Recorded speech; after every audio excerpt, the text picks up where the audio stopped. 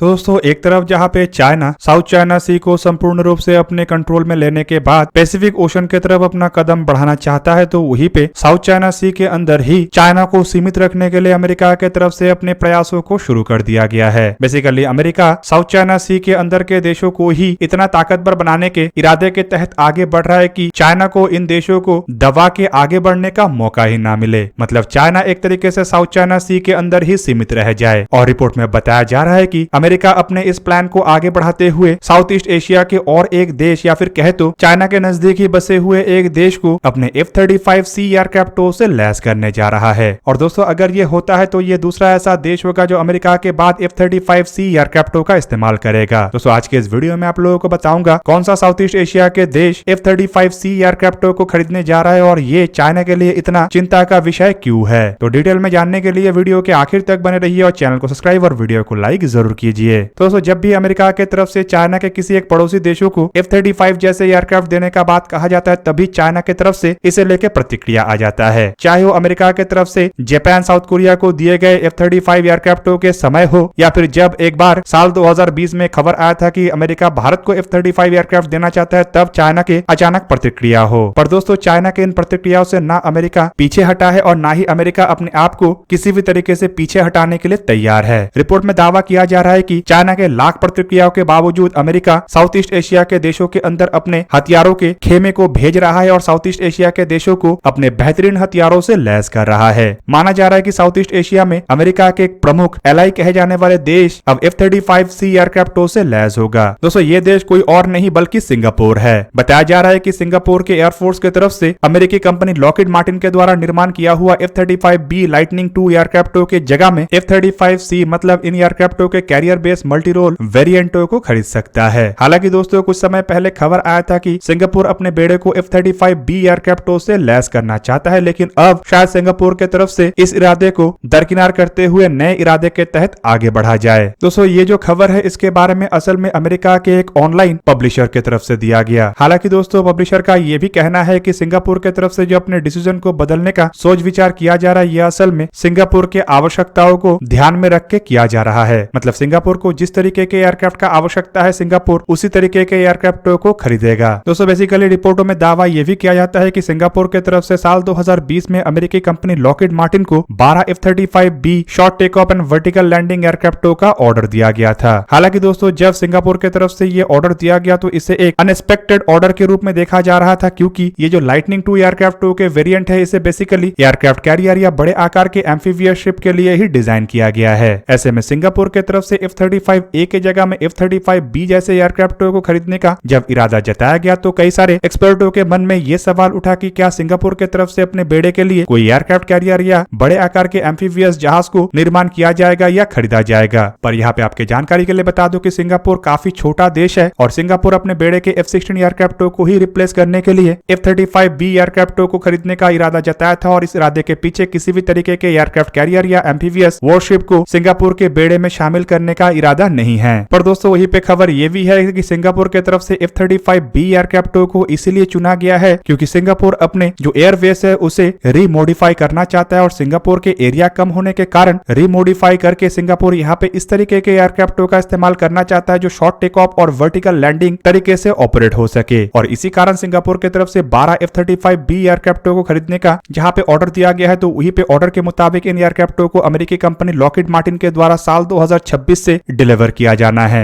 और अगर सब सही ढंग से चलता है तो आशा किया जा रहा था कि सिंगापुर के बेड़े में ये सभी एयरक्राफ्ट साल 2029 तक ऑपरेशनलाइज हो जाएगा और सिंगापुर को एक नया ताकत मिलेगा। इवन दोस्तों कहे तो सिंगापुर के नहीं बल्कि पूरा साउथ ईस्ट एशिया को ही एक नया ताकत मिलेगा। हालांकि दोस्तों ये जो अमेरिका के ऑनलाइन पब्लिशर है उनके तरफ से दक्षिण पूर्व एशिया के रक्षा मंत्रालय में काम करने वाले एक वरिष्ठ अधिकारी के सोर्सेस को कोट करते हुए ये भी दावा किया जा रहा है कि अब सिंगापुर के तरफ से एक अन्य एयरक्राफ्ट को लेके इंटरेस्ट दिखाया जा रहा है। F-35 लाइटनिंग 2 के ये अन्य वेरिएंट या फिर कहे तो F-35C F-35V एयरक्राफ्टों के जो ऑर्डर है उसे संपूर्ण रूप से पटरी से उतार सकता है। सोर्सेस का ये भी कहना है कि सिंगापुर जापान से भी इस रिलेटेड कई सारी चीजों को सीखना चाहता है, क्योंकि जापान के कई सारे बेसेस में अमेरिका के नेवी के और मरीन के F-35C और F-35B जैसे एयरक्राफ्ट तैनात है और वहां से ये एयरक्राफ्ट ऑपरेट भी होता है। हालांकि इसके अलावा रिपोर्ट ये भी है कि सिंगापुर के तरफ से 2 अलग डेलीगेशन को ऑस्ट्रेलिया और यूएस के लिए भी भेजा जा सकता है, जहां पे उनके जिनके द्वारा F-35A जैसे एयरक्राफ्टों के ऑपरेशनल कैपेबिलिटी और ऑपरेशनल प्रोसीजर को परखा जाएगा। यहाँ पे दोस्तों आपके जानकारी के लिए बता दूं कि F-35A असल में F-35 लाइटनिंग II फैमिली के एक conventional take off and landing aircraft है, जबकि F-35B short take off and vertical landing aircraft है, तो वहीं पे F-35C एक carrier based multi role aircraft है। दोस्तों अगर देखा जाए तो F-35 एयरक्राफ्टों का इस्तेमाल तो कई सारे देशों के द्वारा किया जा रहा है। इवन F-35A और B दोनों ही बहुत सारे देशों के द्वारा ऑर्डर दिया गया है, लेकिन F-35C एयरक्राफ्टों के केवल मात्र एक ही इस्तेमाल करता देश है और वो है United state. United state marine core के तरफ से करीबन 67 F-35C एयरक्राफ्टों को अपने बेड़े में शामिल करने का इरादा रखा जा रहा है, जबकि कुछ एयरक्राफ्टों को मरीन कोर ऑलरेडी अपने बेड़े में शामिल कर चुका है। तो वहीं पे यूनाइटेड स्टेट नेवी की तरफ से अपने बेड़े में 26 F-35C एयरक्राफ्टों को अब तक शामिल किया गया है, जबकि टोटल 273 ऐसे एयरक्राफ्टों को शामिल करने का इरादा यूनाइटेड स्टेट नेवी रखता है। ऐसे में अगर सिंगापुर की तरफ से F-35C एयरक्राफ्टों को हासिल किया जाता है तो सिंगापुर दुनिया का पहला एक्सपोर्ट कस्टमर होगा। मतलब अमेरिका के बाद सिंगापुर दूसरा ऐसा देश होगा जो इस तरीके के एयरक्राफ्टों का इस्तेमाल करेगा। दोस्तों चलिए अब थोड़ा जानते हैं F-35 एयरक्राफ्टों के बारे में। बेसिकली दोस्तों F-35 एयरक्राफ्ट एक पायलट वाले स्टेल्थ 5th जनरेशन के single engine multi role air superiority strike mission के कैपेबल एयरक्राफ्ट है। एयरक्राफ्टों के आकार को अगर देखा जाए तो इसका लंबाई करीबन 15.7 मीटर मतलब 51.4 फीट है, जबकि एयरक्राफ्ट की चौड़ाई करीबन 11 मीटर मतलब 35 फीट, हाइट करीबन 4.4 मीटर मतलब 14.4 फीट और विंग एरिया करीबन 43 मीटर स्क्वायर मतलब 460 स्क्वायर फीट है। एयरक्राफ्ट के एम्प्टी वेट 13,290 किलोग्राम है, जबकि ग्रॉस वेट 22,471 किलोग्राम है। एयरक्राफ्ट के maximum take off weight 31,751 kilogram है और इसकी फ्यूल कैपेसिटी करीबन 8,278 किलोग्राम इंटरनली है। एयरक्राफ्ट में एक pretty Whitney F-135 PW100 after burning turbofan engine का इस्तेमाल हुआ है, जिसका ड्राई थ्रस्ट 125 किलोन्यूटन जबकि मैक्सिमम आफ्टर बर्निंग थ्रस्ट करीब 191 किलोन्यूटन है। एयरक्राफ्ट अधिकतम माक 1.6 के रफ्तार में हाई ऑल्टीट्यूड में ट्रैवल कर सकता है, जबकि इसका रेंज 1500 नॉटिकल माइल मतलब 2800 किलोमीटर है और कॉम्बैट रेंज इंटरनल फ्यूल के साथ करीबन 1238 किलोमीटर है। इनिशियल फ्यूल और इंटरनल वेपन बे में एयर टू एयर कॉन्फ़िगरेशन के मिसाइलों के साथ इसके जो कॉम्बैट रेडियस है वो करीबन 1410 किलोमीटर है। एयरक्राफ्ट के सर्विस सीलिंग मतलब ऊंचाई में जाने का क्षमता करीबन 50,000 फीट मतलब 15 किलोमीटर तक है, जबकि ये +9G के दबाव झेल सकता है। दोस्तों एयरक्राफ्ट में इस्तेमाल होने वाले अगर हथियारों को देखा जाए तो इसका मेन गन है एक 25 मिलीमीटर के GAU-22A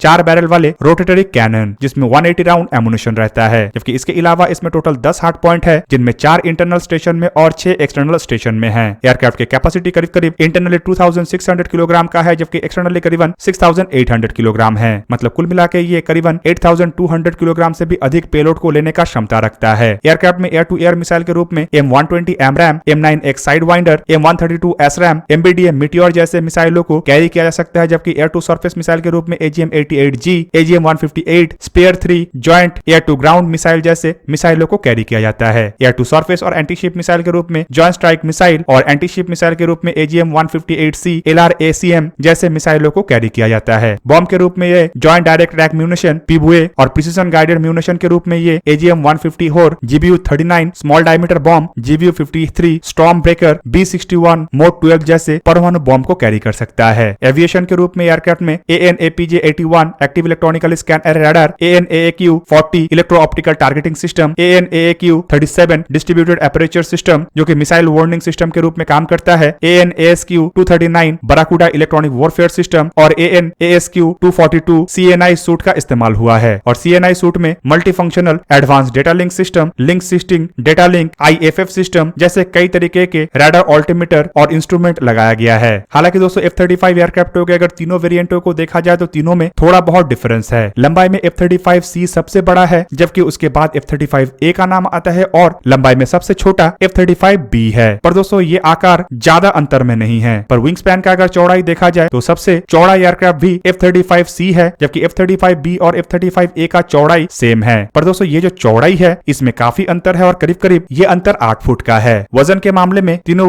एयरक्राफ्टों के एम्प्टी वेट में भी काफी अंतर है, लेकिन ये अंतर केवल मात्र एयरक्राफ्टों के फ्यूल कैरिंग कैपेसिटी के वजह से। पर दोस्तों हथियारों को कैरी करने के मामले में F-35A और F-35C जहां पे समान हथियार कैरी कर सकता है तो वहीं पे F-35B 2000 किलो कम हथियार को कैरी कर सकता है। पर इसके अलावा एयरक्राफ्टों के रेंज, एयरक्राफ्टों के रफ्तार जैसे फैक्टर में ज्यादा कुछ अंतर नहीं है। तो दोस्तों ये था आज का वीडियो। अगर आपको वीडियो अच्छा लगा तो लाइक कीजिए और मेरे चैनल को सब्सक्राइब कीजिए और साथ में बना हुआ बेल आइकन को भी प्रेस कर दीजिए ताकि आप मेरा वीडियो देख पाए सबसे पहले। जय हिंद।